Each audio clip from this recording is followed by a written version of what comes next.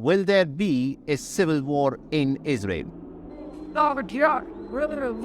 מלחמת אחים היא קו protests in Israel against the planned judicial reforms. Israelis are stepping up protests today. Imagine करें एक country का president TV पर आकर ये बात करे कि उसका कंट्री सिविल वॉर के दहाने पर है और उसका प्राइम मिनिस्टर इस काबिल भी ना हो कि वो एयरपोर्ट तक चला जाए प्रोटेस्ट होने की वजह से। ये सब आपको इसराइल के अंदर नज़र आता है, जहाँ तकरीबन 5 लाख लोग जमा हो जाते हैं इस बात का प्रोटेस्ट करने के लिए कि जो जुडिशल रिफॉर्म्स हैं उसकी वजह से उनकी डेमोक्रेसी को बहुत ज़्यादा नुकसान पहुँचेगा और हो सकता है कि उनकी डेमोक्रेसी बिल्कुल तबाह हो जाए। इसके अलावा farmer head of nuclear commission और फॉरवर्ड इंटेलिजेंस के चीफ ने भी ये बात की है कि उनका कंट्री सिविल वॉर के दहाने के ऊपर खड़ा है इस पोलराइजेशन को लेकर। सो आज के पॉइंट ऑफ ऑर्डर की वीडियो में डिस्कस करेंगे कि आखिर ये प्रोटेस्ट क्यों हो रहा है, इसकी इम्प्लीकेशंस क्या होंगी और ये जुडिशरी का मामला क्या है और इसकी वजह से पैलेस्टाइन और अमेरिका के साथ इसराइल के ताल्लुकात और इसके इंटरनल पॉलिटिक्स पर किस तरह से। अब हम अगर इस प्रोटेस्ट के रीज़न्स की पीछे जाते हैं तो सबसे इसकी बड़ी रीज़न जो है वो सुप्रीम कोर्ट की पावर को छीनने के लिए एक बिल अभी पार्लियामेंट के अंदर पेश होने वाला है। अब इस बिल के अंदर सुप्रीम कोर्ट से काफ़ी ज़्यादा पावर जो है वो छीन ली जाएंगी। सबसे पहली पावर जो है वो एक ओवरराइड क्लास है, वो इसके अंदर ऐड की गई। ओवरराइड से मुराद ये है कि जितने भी सुप्रीम कोर्ट के डिसीजन है वो तमाम के तमाम उनकी नेसेट जो कि उनकी पार्लियामेंट है उसके थ्रू तब्दील किए जा सकते हैं या उसको ओवरराइड किया जा सकता है। अगर आपने मेरी वीडियो यहाँ तक देखें तो पहले सब्सक्राइब करें। अब इस चीज़ को मैं मज़ीद आपको समझाता हूँ कि इसराइल की डेमोक्रेसी के अंदर जो सुप्रीम कोर्ट है उनके पास जुडिशल रिव्यू की पावर्स हैं, जिस तरह पाकिस्तान, इंडिया और यूएसए के अंदर आपको नज़र आती है कि हमारा कोई भी बिल सुप्रीम कोर्ट में जाकर रिवोक हो सकता है। इस तरह इसराइल के अंदर बेसिक लॉज मौजूद हैं लेकिन वहाँ पे रिटन कॉन्स्टिट्यूशन मौजूद नहीं है। बेसिक लॉज एक सीरीज़ ऑफ लॉज हैं जिन्हें वो कॉन्स्टिट्यूशन का दर्जा देते हैं, इसलिए अनरिटन कॉन्स्टिट्यूशन है। लेकिन अगर कोई चीज़ उस बेसिक लॉ के अगेंस्ट जाती है, मिसाल के तौर पर उनकी पार्लियामेंट अगर कोई बिल पास करती है इसकी वजह से ह्यूमन राइट्स को नुकसान पहुँच रहा है, जो कि फंडामेंटल राइट जो है प्रोवोक हो रहा है, तो उनकी जो सुप्रीम कोर्ट है वो उस चीज़ को रिबट कर देगी और वो बिल जो है वो अप्लाई नहीं होगा। इसको जुडिशल रिव्यू आम अल्फाज के अंदर कहा जाता है। अब इस क्लास के ऐड होने के बाद सुप्रीम कोर्ट की इस पावर को एंड कर दिया गया कि वो कोई भी जुडिशल रिव्यू नहीं ले सकती और एक सिंपल मेजॉरिटी, इस वक्त उनकी तादाद तकरीबन 120 पार्लियामेंटेरियन है जो टोटल नंबर है। अब उसमें से अगर 61 पार्लियामेंटेरियन एक तरफ एक सीट के हक़ में या एक बिल के हक़ में जो है वो वोट दे देते हैं तो उसके बाद उनकी सुप्रीम कोर्ट जो है वो इनकैपेसिटेटेड हो जाएगी, यानी कि उसके हाथ काट दिए हैं एक तरह से कि वो कोई भी डिसीजन पार्लियामेंट के अगेंस्ट ले सकता है। उसके बाद जो दूसरी चीज़ देखने नज़र आती है वो जुडिशल अपॉइंटमेंट की शक्ल में नज़र आती है। इससे पहले जो इसराइल के अंदर जजेस की अपॉइंटमेंट की जाती है वो 9 बंदों की कमेटी होती है जिसके अंदर 3 जजेस होते हैं, 3 वकला होते हैं और 3 जो है वो पार्लियामेंटेरियन होते हैं। जबकि इसके अंदर आपको नज़र आता है कि 7/9 की जो है मेजॉरिटी चाहिए होती है किसी भी जज को पास करने के लिए। सो इससे ये एक चीज़ वाज़ह है कि जजेस का इसके अंदर एक तरह का वीटो होता है और जजेस की मर्ज़ी के ही हमेशा नेक्स्ट जजेस लेके आ जाते हैं, जिस तरह आपको पाकिस्तान के अंदर नज़र आता है। अब इस चीज़ को इसराइल की मौजूदा जो गवर्नमेंट है वो चेंज करना चाहती है। वो चाहती है कि पार्लियामेंटेरियन के थ्रू, जिस तरह यूएसए के अंदर सेनेट की मर्ज़ी से जजेस लेके आए जाते हैं, इस तरह इसराइल में नेसेट की मर्ज़ी के ही जजेस जो हैं वो लेके आए जा सकें। अब हम ये समझने की कोशिश करते हैं कि इन दो चीज़ों को बेस बनाकर इतना बड़ा प्रोटेस्ट कैसे हो सकता है।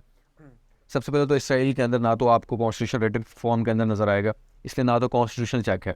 फिर उसके बाद उनकी जो पार्लियामेंट है वो 1 हाउस है, इसलिए ना तो पार्लियामेंट का चेक है क्योंकि सेनेट मौजूद ही नहीं है। फिर उसके बाद हम आते हैं जुडिशरी की तरफ, तो एक ही चेक था जो कि जुडिशल चेक है वो भी अब हटाने की कोशिश की जा रही है।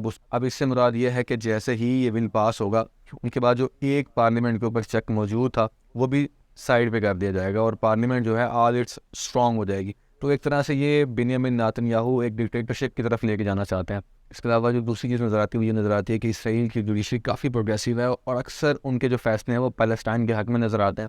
इसलिए जैसे ही एक राइट विंग पार्टी हुकूमत में आई है, मैंने इसराइल के इलेक्शन के ऊपर रेडी एक वीडियो बनाई हुई है, अगर आपने वो वीडियो नहीं देखी तो पहले वो देख लें ताकि आपको समझ लग जाए कि कैसे इलेक्शन की वजह से उनका रजीम जो है वो काफ़ी राइट विंग की तरफ शिफ्ट कर गया। फिर वापस आते हैं कि उनकी जुडिशरी जो है वो इस वक्त एक लेफ्ट विंग पॉलिटिक्स की तरफ ज़्यादा लीनियंट है, इसलिए ज़्यादातर लिबरल जजेस हैं वो सामने आते हैं जो कि अक्सर एंटी कॉलोनियल भी होते हैं और एंटी अपार्टाइड भी होते हैं।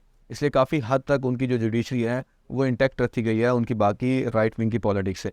इसलिए राइट विंग जितने भी पॉलिटिशियंस हैं उनको ये बात काफ़ी चुभती है और एक कट्टरपंथी जो है, एक एक्सट्रीमिज़म है, उसको प्रमोट करने के लिए अभी इनको साइड पे किया जा रहा है। फिर इसके अलावा जो तीसरी बड़ी रीज़न नज़र आती है वो जाता है कि नेतन्याहू के अपने काफ़ी ज़्यादा केसेस आपको नज़र आते हैं। 2 केसेस इनके ऊपर बरादरी के हैं। इसके अलावा चोरी चकारी का भी एक आधा केस जो है इनके ऊपर बन चुका है जो कि करप्शन के अंडर आता है। तो इससे आप अंदाज़ा लगा सकते हैं कि ये जुडिशरी को इफेक्ट करने की कोशिश है कि नेतन्याहू अपनी मर्ज़ी के जजेस ले गया है और अपनी मर्ज़ी के फैसले जो है वो उसे दिलवा लिया जाए। इसलिए अपने केसेस से बचाने के लिए, एक इम्यूनिटी हासिल करने के लिए बेंजामिन नेतन्याहू ये सामने जुडिशरी रिफॉर्म लेके आए। हम अगर राइट विंग की तरफ से देखते हैं कि राइट विंग इसकी तरफ कैसे देखते हैं, तो प्रोफेसर यूजीन जिन्होंने ये बिल एक्चुअली ड्राफ्ट किया है, अगर उनके नज़रिए को देखते हैं तो वो कहते हैं कि इस वक्त हमारी जुडिशरी बहुत पावरफुल है, और इस वक्त जुडिशरी इतनी पावरफुल है कि ये बैलेंस ऑफ पावर को भी डिस्टर्ब कर रही है, और इसके अलावा ना ही ये लोगों के जो नब्ज़ है, ये वो पल्सेस है, उसको समझने की कोशिश करते हैं, क्योंकि लोग राइट विंग की पॉलिटिक्स चाहते हैं जबकि लेफ्ट विंग के अंदर है। अब हम अगर इसकी इम्पैक्ट की बात करते हैं तो सबसे पहले हमें प्रोटेस्ट नज़र आता है। प्रोटेस्ट सिर्फ सिविल राइट्स मूवमेंट की तरफ से नहीं बल्कि हर तबके की तरफ से नज़र आता है। सबसे पहले हम बात करते हैं कि औरतों की तरफ से प्रोटेस्ट नज़र आता है, क्योंकि औरतें इस बात को सामने लेके आती हैं कि जैसे ही जुडिशल रिव्यू का कंसेप्ट ख़त्म हो जाएगा तो नेशेड के अंदर अगर राइट विंग पॉलिटिक्स यानी कि जो ज्यू एक्सट्रीमिस्ट हैं वो आ जाएंगे तो वो वुमेन को पसंद नहीं करते हैं और हाईली पेट्रियार्कल सोसाइटी चाहते हैं, तो इसलिए सबसे ज़्यादा नुकसान जो है वुमेंस का होगा। इसके अलावा LGBT या गे राइट्स वाले जो लोग हैं वो भी प्रोटेस्ट कर रहे हैं। फिर इसके अलावा अरब लीग वाले कि जो अपने आप को अरब तस्वर करते हैं वो भी इसके खिलाफ जो है वो एहतजाज कर रहे हैं कि राइट विंग पॉलिटिक्स जो है वो ये चीज़ कर रही है। फिर उसके अलावा आपको आर्मी की तरफ से भी एहतजाज देखने को मिलता है।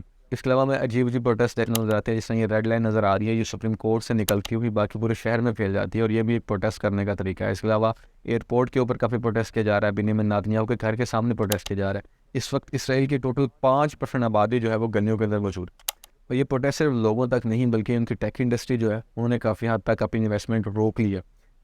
प्रोटेस्ट के अलावा इसके और भी काफ़ी ज़्यादा इम्पैक्ट हैं जो कि देखे जा सकते हैं। सबसे बड़ा इम्पैक्ट जिस तरह एक इसराइली एडवोकेट जनरल ने ऑलरेडी कहा है कि इस वक्त जुडिशरी का जो पार्शल होना है वो काफ़ी हद तक इसराइल की जो ऑक्यूपेशंस है उसको लेजिटिमेसी प्रोवाइड करता है, क्योंकि इनके जितने भी ऑपरेशन होते हैं उसके अंदर कोई फॉरेनर यानी कि पैलेस्टाइनी शहीद होता है। तो इस तरह अगर कोई पैलेस्टाइनी शहीद होता है तो उसके मामलात को उनकी जुडिशरी के अंदर देखा जाता है और ICC में नहीं लेके जाया जाता। तो उसके मुताबिक अगर जुडिशल इंडिपेंडेंस को ख़त्म कर दिया जाएगा और इस चीज़ को मज़ीद प्रमोट किया जाएगा तो एक इंटरनेशनल अम्ब्रेला जो है वो टूट जाएंगे। तो इसलिए कोई भी मामला है वो ICC में ट्रायल हो सकता है। अब ICC इस चीज़ के लिए ऑलरेडी जितने भी केसेस आते हैं उसको डिनाई कर देता है इस ग्राउंड के ऊपर कि आपका अपना इंटरनल मैटर है, आप इंटरनली देखें। तो अगर वो देखेगा कि इंटरनली वॉर क्राइम्स हो रहे हैं और उनकी अपनी जो कोर्ट है वो इनकेपेबल है इस चीज़ को डिसाइड करने के और पॉलिटिकली इन्फ्लुएंस है, तो वो लाजमी इसको सुनेगा और इस तरह इंटरनेशनली जो इसराइली ऑक्यूपेशन है और या इसराइली जितने भी ऑपरेशन होते हैं पैलेस्टाइन के अगेंस्ट वो करेंगे।